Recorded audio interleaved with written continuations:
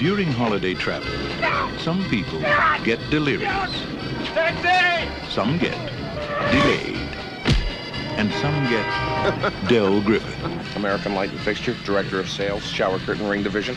Neil Page got all three.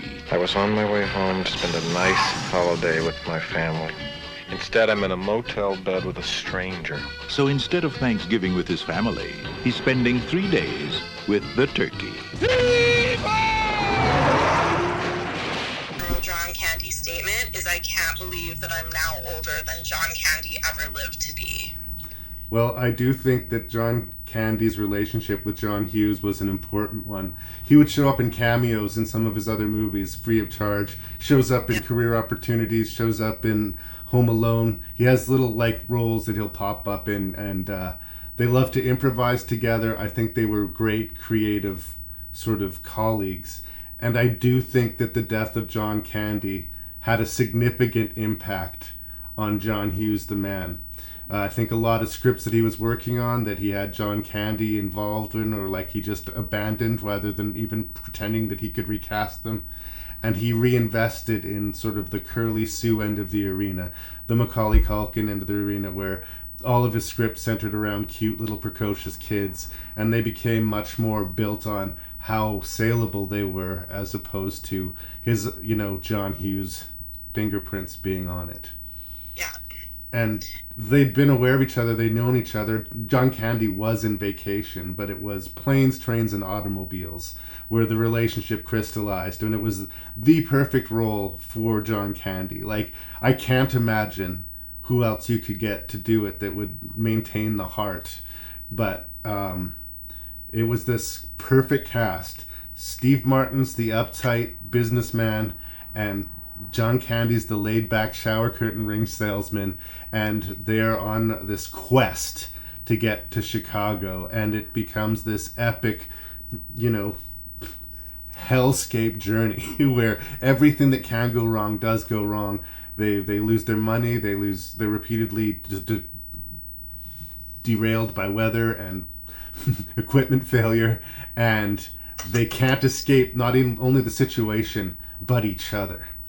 And when I was putting the list together, the only easy part about the list for me was last place and first place. For me, Planes, Trains, and Automobiles was always going to be my number one John Hughes movie. Why? Because I think the balance is perfect between the comedy and the character work and the actual emotional core of the movie, which I think, if we're honest with ourselves, is fucking devastating. Yeah. Because when the credits roll and we get the freeze frame on, John Candy and everything like that, this family's not going to adopt him. He's going to have a nice dinner with them, and he'll leave with a full belly and probably some money in his pocket. But his life is not going to change, and his life is a daily upsetting tragedy.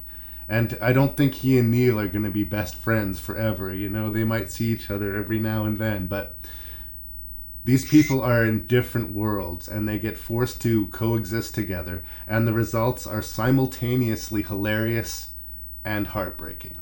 And I think it's the best comedy that the 80s produced. So I'm kind of a big fan. Am I overselling Planes, Trains, and Automobiles? Well, here's the thing, is I've known since you first asked me to do this back in 2017 that this would be your first choice. Right. And I contemplated putting it as mine because I knew that I might win a prize, right? But I can't, and it's very near the top for me. But I will carry the torch for Ferris Bueller until the day that I die. I feel you. And I recognize that Planes, Trains is a more palatable movie now. Not palatable. It stands the test of time is what I'm trying to say.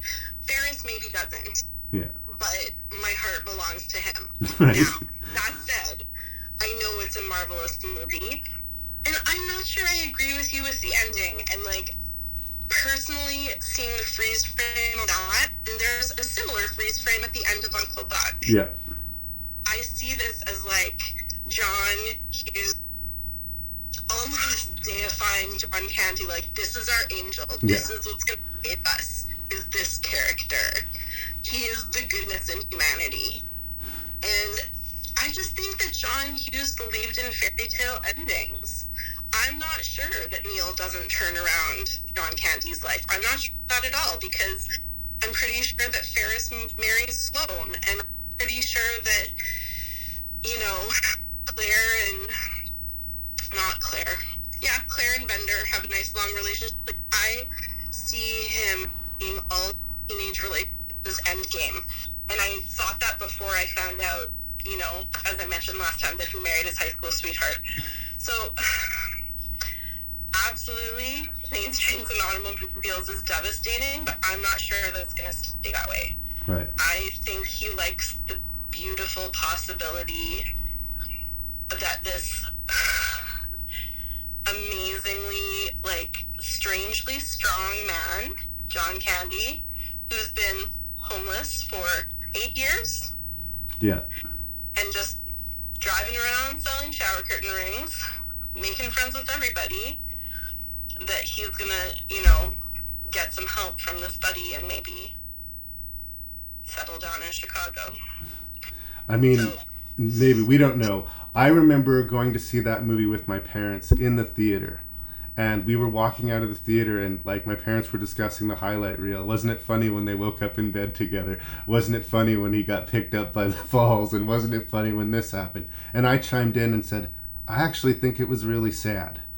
It actually stuck with me, the ending. Like, he was homeless that whole time and we didn't know. And it was one thing when, like, he was just irritated by this weird Canadian guy. I love that he was reading a book called The Canadian Mounted. Like, he was just this irritating but sweet guy. But when we found out that he was literally homeless, and that this misadventure that Gil was considering the worst 3 days of his life was a pretty average day for the John Candy character, that was sort of the thing that stuck with me about the movie. And we can all make up what happened. We don't know, you know. But it's like we caught up with him. It's really well handled. Steve Martin's on his way home, and he's just doing the same thing my parents were doing outside the theater. He was reliving all the stupidity of the previous 3 days and laughing to himself. And then he realizes, holy shit, this guy got me home for Thanksgiving. But he has nowhere to go. Yeah. And it's really funny, though. No, I just, I don't know. I see this as, like, the non-sexual male equivalent of the nerdy girl getting the guy. Like, I'm gonna stick to my idea that John Hughes is all about the fairy tale ending, and that we think things are gonna turn around for Neil. Yeah. Because it's gonna make me cry if it doesn't. I'm not trying to make you cry, go. No, but it is, like, and I mean, I have always thought that, I mean, maybe he's not, maybe everyone recognizes that Steve Martin's a genius. I've always thought that he was a little underrated and pigeonholed, and that people have not seen, like, The Spanish Prisoner, and, like, even Grand Canyon. He's brilliant in Grand Canyon. Like, Steve Martin has the range that, like, so few people have. Yeah, but he's kind of known as being the funny guy. Yeah, but he's got, like, a Gary Oldman-esque range, I think. Right. And you see almost all of it in this movie. Like, right at the beginning when he's running to catch the cab, he's doing the Steve Martin running arm pump, and, like, it's just a fraction of a second of brilliant physical comedy, and I almost pee myself laughing when I see it. And then, like, the moment of the realization that is it Marie is dead. Yeah. And has been dead for a really long time. And that he thinks this guy has a wife to go home to, and then suddenly realizes he doesn't. And he does his, like, Steve Martin serious face, and it's, like, really touching. And well, and even when he's not doing serious face when he's angry for most of the movie. If you're not a good actor, that will rub off on the audience and we will stop liking you. But when he unloads on that woman for the car rental agency, we are absolutely on side with him. When he even loses his temper with John Candy the first time, we want him to stop because we can see how much it's hurting John Candy, but we understand where this is coming from. Like, we understand why he is this upset. And I think that's a trickier line to walk in a way, because he could just be this bully asshole who has no time for people who are beneath him. And that's not usually how it comes across. That's there. It's a little bit in his character, but he's just a dude who's exhausted and wants to get home and just couldn't be less interested in anything that this guy has to say right now. And, you know, don't take your socks off when you're sitting next to somebody on an airplane. That is a huge social faux pas, you know, like... And yet, you know, I've ridden a city bus in Toronto with someone clipping their toenails. Oh, for sure. So it's so there. And then obviously when it is comedy moments with both of them, it's like it's almost too much to bear. Like the two of them being funny at the same time on the same screen. Specifically driving the burned out car and getting stopped by the police and trying to just bonding together and making this. It's just it's too much genius. It's so hard. When they break into the mini fridge and start drinking the rum and just start tallying the cost of the day, and just they kind of fall in love with each other in that scene. But a few hours before that scene, he was really considering leaving the guy outside to freeze to death in the cold. But you get a little bit of rum in him and all of a sudden he's a softie again. The classic scene that I mentioned where he flips out at the rental agency to Edie McClurg, I want a fucking car right fucking now. That scene gave the movie an R rating. It was the reason that Planes, Trains, and Automobiles is rated R. To the point where if he'd taken that out of the movie, it probably would have made significantly more at the box office because people could have brought their kids. But John Hughes was like, no, every fucking fuck needs to be in that fucking scene. And it's funny because we haven't heard him talk like that. Like, we've seen him lose his temper, but this is a whole new layer. It's right, it mirrors sort of Clark Griswold at the end of the First Vacation movie when he finally loses it in front of the family. It's earned. And if they would have pulled the punches or bleeped it or somehow softened it, it just wouldn't have been the same. And I have so much respect for John Hughes not letting the money factor into that decision. You know, people will rent it, it'll be fine. It's, you know, it's a high profile comedy with Steve Martin and John Candy. It's at least gonna break even, right? Yeah. So I want that scene in my movie, and that scene stays in the movie, and I really I love it. I know. I love it too. It's amazing. Yeah, and it's that and Those Aren't Pillows. Those are the things that pop into my head when I think of Planes, Trains, and Automobiles. But I have to say, as run-of-the-mill homophobia in John Hughes movies, I find that one the least offensive. I think it's the most just honest mistake, and they're just grossed out by it. In a guy ass cheeks, of course you're gonna jump out of bed and be uncomfortable. What has happened? And it's just. It reminds me of Bill and Ted's Excellent Adventure, when Bill thinks Ted's been killed, and then Ted hops out and he hugs him, and then they both back up and say "fag." Oh, I forgot that part. Yeah, it's this one note in Bill and Ted's Excellent Adventure where you kind of go, "Oh, that's unfortunate." But it reads authentic, right? He authentically loved that Ted was okay and he hugged him, and then he rebuked himself for the hug. So it's more of their own issues with it than anything else. And it was more funny, their reaction to waking up in a cuddle. And it's both because they're half asleep and missing their wives, right? They cuddled in their sleep, and it's fucking adorable. It is. And then they jump up and start talking about baseball. Yeah. See, that game was a great game, but It's like, it's one of those jokes that I feel bad about liking, but I laugh every single time. Like, every single time. Well, and the movie's populated with great little character beats. I can't remember, I always forget the name of this actor, but the guy who picks him up in the pickup truck with the dog in the back and his wife, and he spits into his hand before he shakes. That actor I've seen all over the place. He's been in Spider-Man movies. He was in that weird Happiness movie playing a pedophile. Because of Happiness. Yeah. Like, he makes my stomach turn over and, like, go in my mouth every time I say it. I think his name is Dylan something or other. Dylan Baker, maybe? I think so.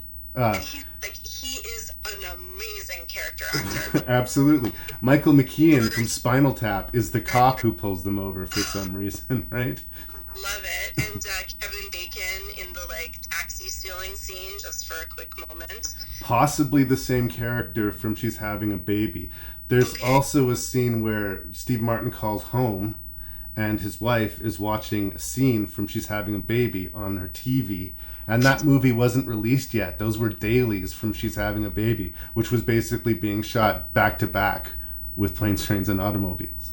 Amazing. Something that I only noticed this watch around, and, like, I'm really sad that they didn't make this choice, was that Ferris's dad is at the table. That's right. The beginning, and I actually, like, went on to IMDb to, like, remember what his name was, and he's not playing the same character, and I'm like, why is he not the same character? Like Tom and John or something like that, but, like, oh, he was in New York. He'd have to be in Chicago to be Ferris's dad, I guess. He could have been on a business trip. no, because they talk about going home. Right. They both, and he's also flying home and taking a different flight, so he gets there. But anyway, he's still good. Yeah, and Michael McKean, it's always a pleasure to see him on the screen. But, like, on all of the little, like, one scene roles, the cab driver that takes him into town, the dude that they have to bribe to get into the hotel. Do you have $50 and a really nice watch? Like, nobody's wasted in any John Hughes movies. There's no bit player that doesn't at least have a moment, it feels like, where they feel like they exist in a world. All the people that he sells earrings to seem to have their own complete backstory. And I have so much respect for this. And yeah, I mean, I think that ties into what we were saying earlier about Joan Cusack, is she has a whole little backstory built in. Like, whatever happened to her that required the neck brace.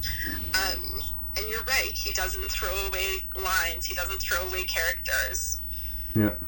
My favorite side character is in Some Kind of Wonderful, the guy who draws his girlfriend without his skin, and I'm blanking on his real Elias name. Koteas, great Canadian actor. Elias Koteas. Yeah. And that's something that I think that we start to see less of later in his work. I was missing that in Curly Sue, for instance. I felt like our main characters were pretty richly rendered, and everybody else was starting to fit into the background, or fade into the background a little bit. Whereas, again, I felt a whole world populated by John Hughes characters here. I don't know if we're switching to Curly Sue, but the thing that I wanted to bring up before is back to his recognition of Chicago talent. There's a Steve Carell cameo in there, and it's not a cameo because he's no one at the time, but, like, he recognizes talent and just, like, in an amazingly special way. Yeah. Like, for Planes, Trains, and Automobiles, I don't think that there was another duo that would have made that work. Like, I could see, I guess, like, someone saying, I don't know, Nick Nolte and Danny DeVito or something like that. But, like, I can't see it working in any way near as well as it does here. And the balance is perfect. Like, I laugh and I get the feels every single time. And I think that's partly the gift of John Candy, because he's not just the fat guy, right? He's like, I mean, I hate to say this because I also love it, but, like, he gets a lot more depth than your, like, oh, why am I blanking now? Chris from Saturday Night Live, who died later and was also the guy. Oh, yeah, I know who you're talking about. Beverly Hills, Chris Farley. Chris Farley, like, people didn't let him have depth Right. most of the time, but John Candy could do it. He could have, like, he could be a great salesman, Yeah. annoying, a devoted husband, and a really good friend, and not just be the fat guy. Yeah. And I think a case could be said that some real John Candy tended to bleed into a lot of his works. I mean, we're going to talk about Uncle Buck soon, and, like, he's a flawed character, but we see past the flaws, and we tell fundamentally this guy has a good heart, and he just wants to put a smile on people's faces, and he's got his flaws, but, like, he's on side. He's one of the boys. And John Candy just had that so effortlessly. Like, I don't know if there was ever a movie where he played the surprise villain, but I don't know if I would buy it. Like, if in the third act, John Candy whipped out a gun and started killing folk, it would just be like, what? Fair. Is there anything else you want to say about Planes, Trains, and Automobiles? No, just that I know that, like, from a really objective standpoint, it is the best thing that John Hughes ever did. Right. I do. Yeah. Well, I don't want my list from you. I want your list from you, so I will allow it. But yeah, so it's not my number one, but I know that It belongs in number one. Well, we'll get to that conversation.